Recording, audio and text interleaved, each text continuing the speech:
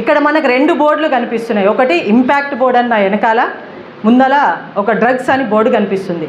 Impact అంటే ఏంది? Influence, అంతే కదా, మన పైన ప్రభావం చూపడం. ప్రతి ఒక్క వ్యక్తికి ఒకరి యొక్క ప్రభావం ఖచ్చితంగా ఉంటుంది. ఆ ప్రభావం ఎట్లుండాలి? ఇంపాక్ట్ ఎట్లుండాలి? ఉత్తమమైన వ్యక్తులది మాత్రమే మన పైన ప్రభావం ఉండాలని చెప్పేదే ఇంపాక్ట్. డ్రగ్ ఏమిస్తుంది? కిక్ ఇస్తుంది. బీరేమిస్తుంది? కిక్ ఇస్తుంది. అవునా?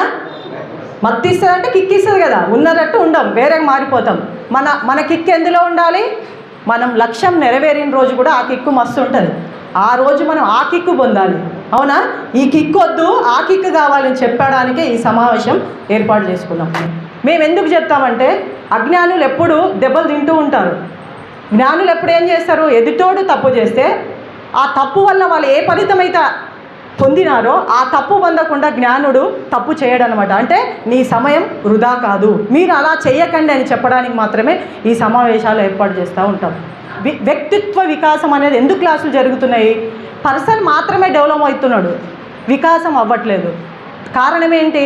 సరైన సమయంలో సరైన నిర్ణయాలు తీసుకోకపోవడం, తప్పుడు సమయంలో వేరే నిర్ణయం, ఇంకో సమయంలో ఇంకో నిర్ణయాలు తీసుకోవడం వల్ల మనం పర్సనాలిటీ డెవలప్మెంట్ కానట్టు. ఐఏఎస్ వచ్చిండు మీ ఇంటికి సంబంధానికి, ఒక పని చేసేటోడు శ్రామికుడు, అంటే మామూలు బిల్డింగ్ కడతాడు మేస్త్రి వచ్చిండు, ఎవరికి పెళ్లి చేసుకుంటావు? ఐఏఎస్కి చేసుకుంటావు. నువ్వెవరికి చేసుకుంటావు? ఐఏఎస్ పెళ్ళాం కావాలా, లేకపోతే ఇంట్లో పని ఆమె పెళ్ళి కావాలా? ఎవరు కావాలి? కిందికి మాకు పెళ్ళేమొద్దా? అటు నిర్ణయం భయ అటు ఇటు మాట్లాడదు, ఏదో ఒకటి నిర్ణయించుకోవాలి. ఏది కావాలి? అది కూడా కన్ఫ్యూజ్లో ఉన్నాడు. అది కన్ఫ్యూజింగ్ కూడా చాలా డేంజర్. మనిషి నిర్ణయం అనేది ఏదో ఒకటి ఉండాలి. కన్ఫ్యూజింగ్ అని చాలా, ఏదో ఒక నిర్ణయం, మంచి అయినా చెడైనా నిర్ణయం తీసుకో, కష్టపడు, ఖచ్చితంగా ఏదో ఒక రోజు డెవలప్ అవుతావు. కొన్ని రోజులు కష్టపడు, మిగతా జీవితం అంతా ఎంత విశాలంగా ఉంటుందంటే ప్రతిరోజు కిక్కే ఉంటుంది. ఏ డ్రగ్ అవసరం లేదు, ఏం అవసరం లేదు. కాబట్టి నీ చెయ్యి ఎట్లుండాలి?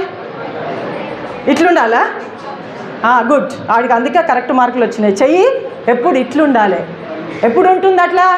నువ్వు సమాజంలో అందరికంటే బాగా ఎదిగినప్పుడు ఇచ్చే స్థితిలో ఉంటావు, అడుక్కునే స్థితిలో ఉండకూడదు.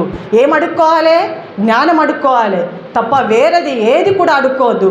మీరందరూ అది ఎప్పుడు వస్తుంది? అట్లా అడుక్కునే స్థితి నుంచి ఇచ్చే స్థితికి ఎప్పుడు వస్తాం?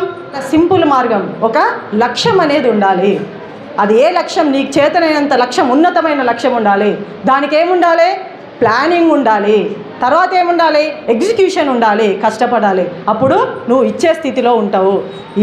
మీరందరూ కూడా ఈరోజు మీరందరూ ఇచ్చే స్థితికి ఎదగాలని మనస్ఫూర్తిగా కోరుకుంటూ